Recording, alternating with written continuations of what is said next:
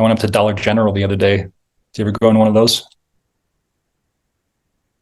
The business model is, let's have it very understaffed, this giant warehouse-like space with all these cheap products. They do pretty good at it, apparently. Wherever they position these businesses, they do pretty well. They're very well market researched. But you walk in and it's like,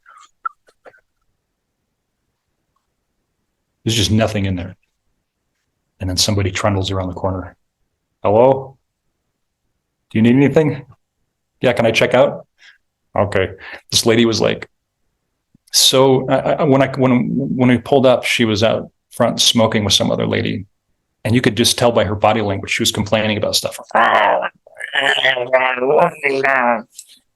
her friend's like, oh, yeah. And they're grumbling together, like two characters out of the Muppets or something. And at the end, we walked up, which I'm just trying to check out. And she's like, we said,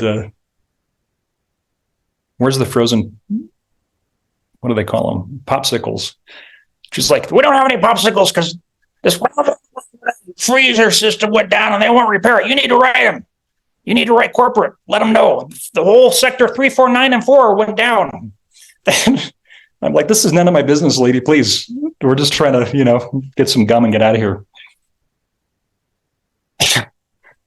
But I had to just, when someone's speaking at you like that with that force, it's a force. It's a physical force, that anger, that agitation, that anxiety. This is a life unrealized yet. It's full of missed opportunities and bad decisions and wrong corners. I hate to overgeneralize, but that's what this lady was. But inside is just a petulant child, crying out for attention. Listen to me, help me, please help me. And so I just listened, nodded along. I didn't commiserate. Oh yeah, the darn corporate people. They just they're out to squash the little guy.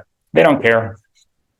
I wasn't like that, but I just listened, And you open up that bandwidth for people. If you open up the bandwidth of the divine Shakti, of the Holy Spirit, that's a big old bandwidth. We talked about that yesterday. It's the carrier wave that conveys all other energies.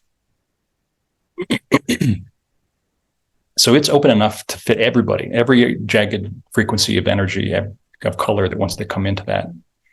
It's like a bonfire. The divine Shakti is like a bonfire. You're getting a little Shakti pot, a little dosage when you go to your teacher. She or he will give you that presence. You sit in front of Anandamayi Ma and you're just going to be suffused with the divine. That's the Shakti. You'll feel it.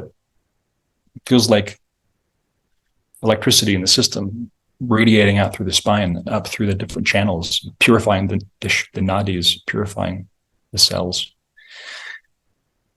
It's a bonfire that's going. Once it's going, I don't care what you throw on it, it's going to burn in it. Any old thing becomes fuel.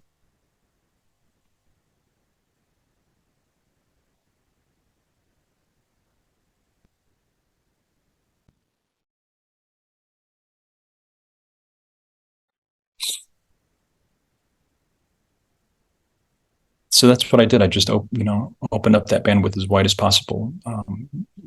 Let that bonfire blaze. And no matter what she threw in it, the temptation is to take it to heart and, get offended or get, annoyed or taken aback. Geez, lady. But I just listened, and nodded along and just contained it. Brought it in, invited it into the fire to burn. And at the end, we went back to the truck and we looked back and she's with her smoking friend out there, but they're not smoking anymore. They're just dancing. They're literally dancing out in front of it, out of the store, smiling, laughing. There was something just deeply knotted and compacted inside that was allowed to express itself finally. Somebody listened. Her parents may not have.